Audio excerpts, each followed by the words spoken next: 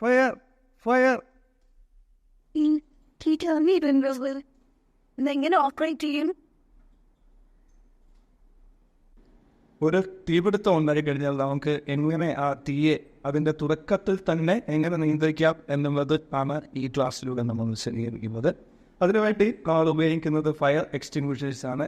ഇതിൻ്റെ ഉപയോഗം വളരെ എളുപ്പത്തിൽ നമുക്ക് മനസ്സിലാക്കുന്നതിന് വേണ്ടി ഒരു പ്രത്യേക വേർഡ് ഉപയോഗിക്കുന്നുണ്ട്. പാസ് എന്നുള്ളതാണ് ആ വേർഡ്.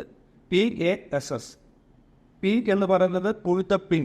ഈ ഫയർ എക്സ്റ്റിങ്വിഷർ ഒരു ലോക്ക് പിൻ കാണാൻ, നമ്മളത് ഉപയോഗിക്കുന്നതിന് മുമ്പ് ഈ ലോക്ക് പിൻ പുള്ളി ചെയ്ത് മാറ്റുക. അതിനുശേഷം എ എന്ന് പറയുന്നത് എയിം ദ ഹോസ്. ഇതിനകത്തുള്ള കണ്ടന്റ് ഡിസ്ചാർജ് ആയിട്ട് വരുന്നതാണ് ഈ ഹോസിക്ക് ഡിസ്ചാർജ് ഹോസ്.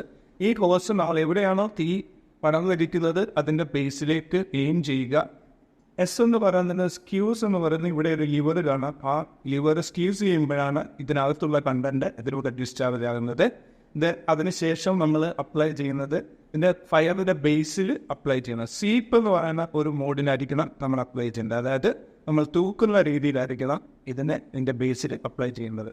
അതാണ് നമുക്ക് ഫയറിനെ എക്സ്റ്റിങ്വിഷ് ചെയ്യാൻ